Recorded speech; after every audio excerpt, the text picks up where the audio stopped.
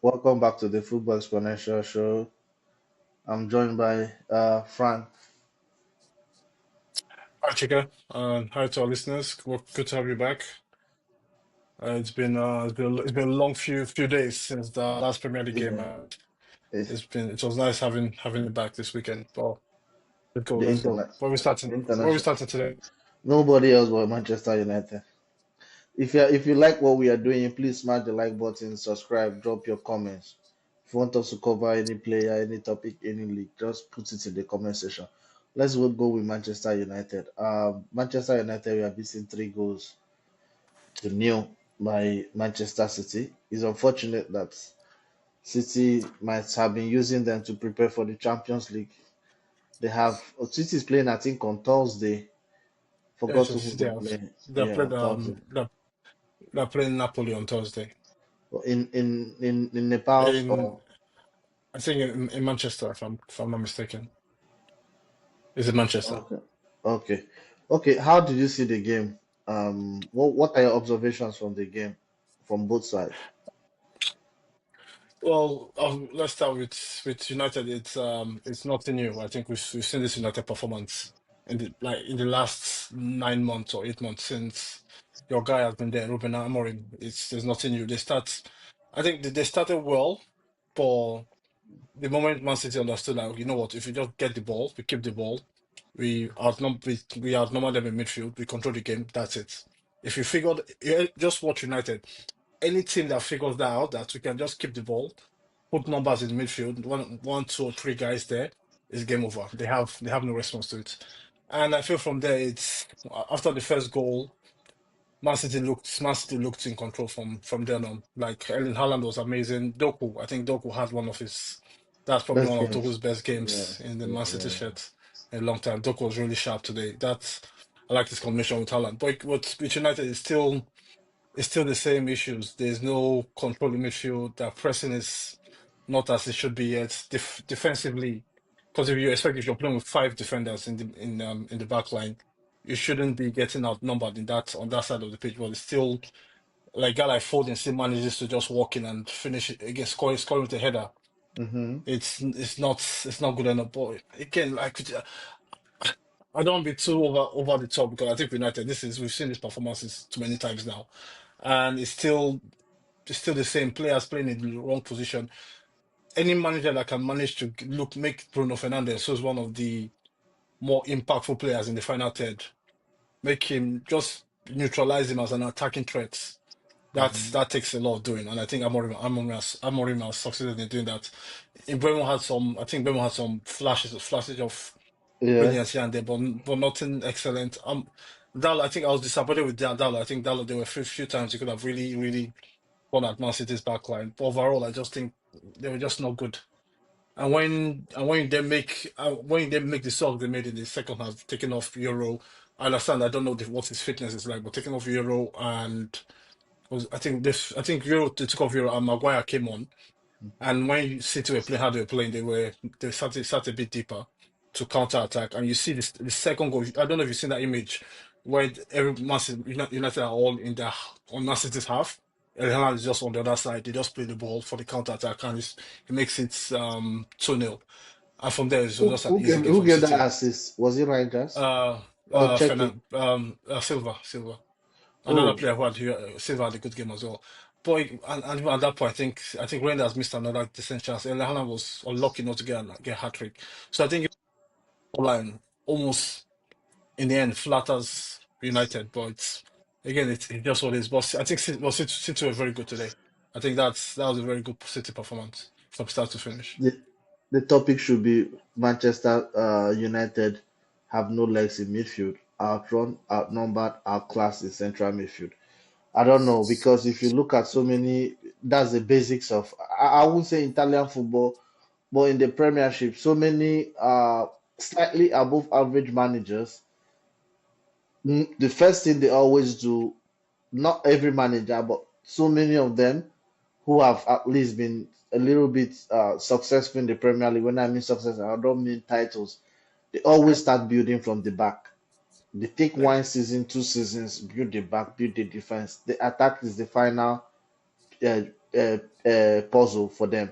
Sometimes many of them don't succeed in building the attack, and then they stay so long they are sacked and all those. You look at Marco Silva started building from the back with Palinia, Anderson, and Tosin. You look at Sean Dyche when he was in Burnley, he did the same thing with Tarkowski, and then is it McNay? He had one tackle. Is it something me?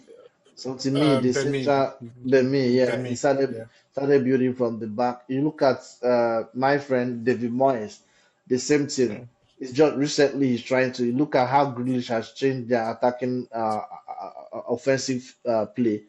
So I just wonder why Amorim and United didn't deem it fit to do something to central the midfield because this weekend I watched three teams.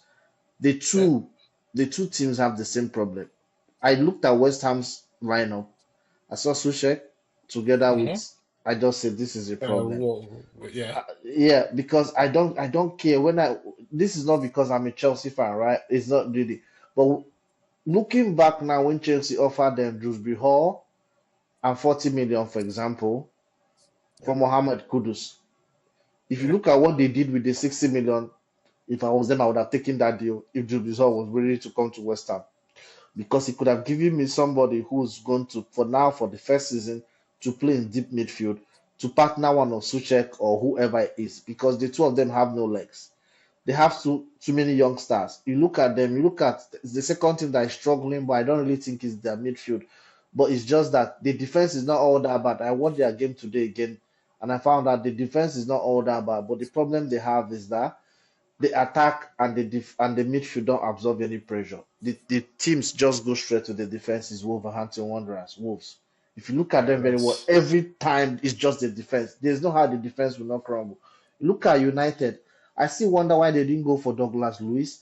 I still wonder why they didn't go for Pahinha. Palinia. I still wonder why they didn't go for Esgo. There are so many central midfielders. They could have just. They needed at least two. Even if Casemiro is not going, even if they can't offload him, they needed at least two. Because if you look at what they are doing now, I don't care. I would have if really Cunha is your guy and Buemo is your guy, and you really trust these two players, for example, mm-hmm. then why are you still keeping Meno? Because they are struggling so much right now that I don't think it's going to even make sense to keep him. Why are you keeping Meno? Why are you keeping Ahmad? If you really wanted to keep Ahmad, why did you buy Mbuemo? There's so many things. You went and bought Sesko when Cunha could have played that position. I know he doesn't like to play as a number nine, but he could have done the job this season, just for this season. Next season, you can come back and think. The whole central defenders, apart from Euro, is the only guy who fits the way Amorim wants to play. Look Shaw still look at the mistake Maguire did for was it the third goal or whatever. So it's he lost possession when Yeah. Oh yeah, yeah, yeah, yeah, yeah, yeah. Yeah, I remember now. I lost remember now. possession and then so you look at what they are doing. I don't understand what he was thinking in the off season because they are overloaded in attack. And the problem now is so bad that the attack is not even delivering because the balls are not coming. It's like I don't know what he did in the summer. And to me this is relegation form. I bet you. No, no. It's not just because I was looking at the statistics before we got onto record. And in terms of if you take out the teams that got relegated last season, so since Amorim has been in charge at United since his first game up until today, that's 31 games played. Yeah, he 31 lost games, 16th. I saw that. He has 16 losses, yeah, 16 16 losses, losses. 8 wins, and minus 13 goal difference. So it's I'll send it to you. I'll send it to everyone. So like you said, like it's not Yeah, just like I think it's safe to say 31 games across 2 seasons is enough sample size to it's really judge a manager. a sample It's size. not, Yeah. but again, I think it's let's say ideally, let's say you give him another 7 games, so you get it to 38. That's a So, full season. 38 games, then you see the game. But I think even last season, the signs that were always there. This guy but doesn't. another problem they have is that you look at some teams. There are some teams this season that have lost some games. You look at Burnley. I think they've had only one win in 4 games. You look at Sunderland. There are some draws they've recorded. But if you look at the way they play like Luton have this mentality. long periods of last season for more than 25 games. They don't play like the only team that plays the way United play, like the confidence is gone, is West Ham. Wolves, West Ham. Yes, Yeah. that like and also another team. If they don't take care, I know it's too quick to say it. It's too quick, but I watched that the last game. I had to rewatch it several times. Arsenal versus Nottingham Forest. Nottingham played well, but immediately that first and second goal went in, it was like this is the end of the day. And if that is what they would not want to, because I checked even under Nuno, they had some very bad defeats. They had 3-0 under Nuno. I think it was last game against West Ham. Yeah, last game, Then West before Ham. then, because I wanted to check how often were they beating, like how often did they concede up to 3 goals? They've done that like 3 times. I was like, oh, because I was like, is it because of the new manager? But back to United, the confidence is like you see them struggling, and they are brightest in the first 20 minutes. After that is gone. Because you remember Yeah, Fulham, they took the lead Fulham. against Yeah, Fulham. Towards the yeah. end, they still squandered the lead. So this is a very, very. I don't know what he has to do, and it's extremely bad. Let's go to the next one. That should be Chelsea, Brentford. What do you Yeah. have to say about? It was a 2-2 draw at Brentford. Um, Overall, not good enough, frustrating, and Chelsea still need they still need a bit more. They still need more. Still going to the season. They're not really. I don't think Chelsea are set yet because again we know with the Club World Cup and lack of traditional preseason, we don't know how it's hard to judge how they look already. So having said that, but I also think the international break played a bit into the performance, particularly with the team selection from the start, where you like there was I didn't expect Kukuda to start, particularly with the games coming up next week, the Man City Bayern game and the Manchester United games away from home. I didn't expect him to start. So when you throw in Sato for his first Premier League start away at Brentford, for this is Fofana's first Premier League start in almost God knows Yeah, how long. And Gittins, Bruno Notice's first Chelsea appearance. So it was always the making of a talking. But well, what's really disappointed me that first time particularly was we played right into Brentford's game. Like we made like if Brentford tailor made okay how Chelsea were going to play, that was how we played into that. We were slow, we're not quick, or we're not decisive enough in the attacking positions where the passing was everything was just slow. And when you have a guy like Jordan Henderson with the experience he has, finding those long balls. Then he connects one with Shade, and I think Tosin was really pawn on that goal. If in my opinion, I think he really struggles with that 1v1 situations where it's him and yeah, an attacking player where he has to slow him down one side, and that's where like a defender like Van Dijk excels, where it's 1v1 with a defender. He knows how to guide you away from goal and wait for cover, or he makes his tackle, or he gets to the ball first. So I think Tosin was poor on that.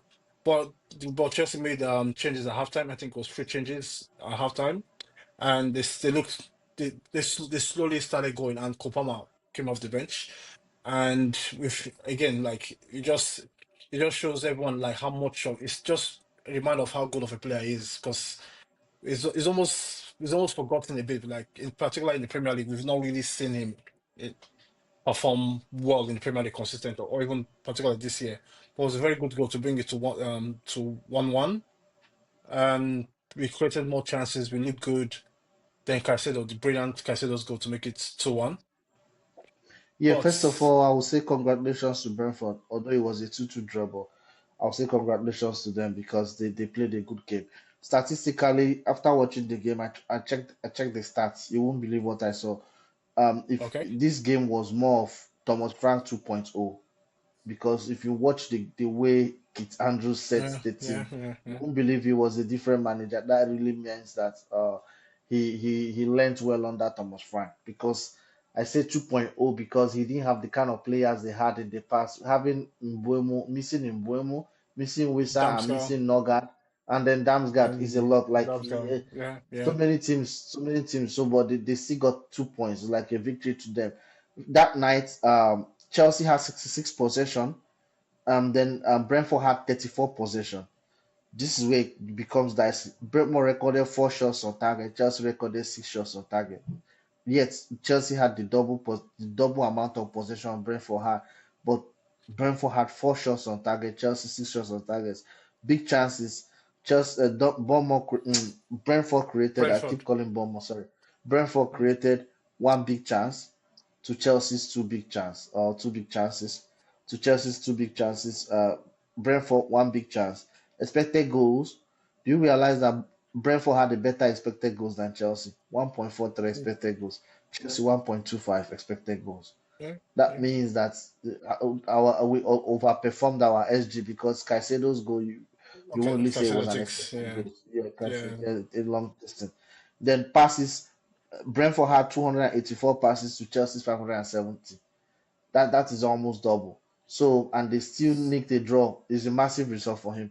First of all, I will say for Chelsea, if this is how they squad players, I would say squad players or rotational players because some of them are not starters.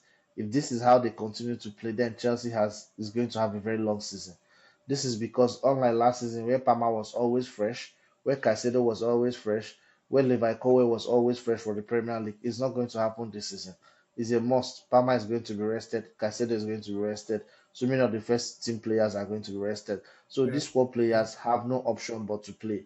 So if they continue playing like this, but you look at it also, so many of them didn't really have a preseason. You look at Harpo, you look at Gettins, so many of them are just bedding in. But that is not an excuse.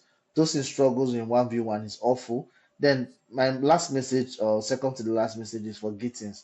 I know he's just starting, but he really has to. Chelsea fans have to be patient with him when he really has to Yeah, improve yeah. because but it's still early for 4 games. I won't even judge him until next year. I won't lie, whatever, because I've seen No, players struggle. No, no, no, no. next year.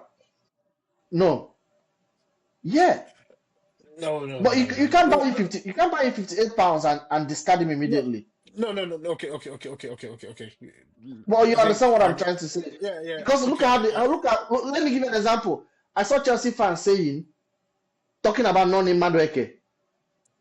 So you started all season to cuss out Noni Madueke. Now he goes to Arsenal. Now he's sort of Gittins would have kept Noni Madueke as and not bought Giddens. So you understand what I say? What I yeah. mean by I'm not. He has to improve, yes, but I'm not saying he's a boss till maybe next year. That's what I meant. Then But he Garnacho, needs. But I think I'll get. I think with Gittins, what like if you looked at Gittins on Saturday, like if you look at his face, he was scared to play football. Like if you compare that to Esteval, where Esteval just even his first start against West Ham, he was smiling, he was ready to play, he was excited to play. He was from the off, he was trying flicks. Some of it worked, some of it didn't work, but he wanted to get into the game. Was playing with a bit of confidence and personality.